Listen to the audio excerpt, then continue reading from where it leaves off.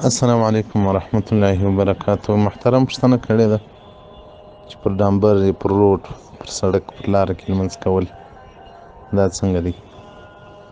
محترمه حاشیة التحتوي على المراکل الفلاح صفحه 355 هغه وایي چې په بعض ځایو کې لمونځ مکروه دی، صحیح دی، مکروه دی.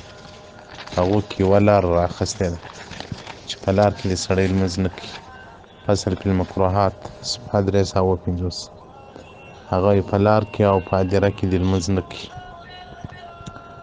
او الا لضرورت د ضرورت په وجه که ځای نو بیا پروا نه لري او یا د سړي څخه وخت تېرېدی که سړی تر روډ شروع کېږي نو بیا د لمانځه وخت د سړي څخه تېرېږي بیا هم پروا نه لري.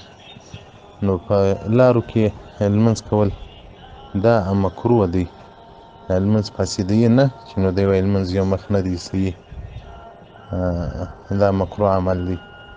هغه په دې وجه باندې چې اوس نو هغه د خلکو رفاهمت په کېږي نو هغو ته تکلیف رسېږي، نو حکمت به هم د هغه وي. والسلام علیکم ورحمة الله وبرکاته.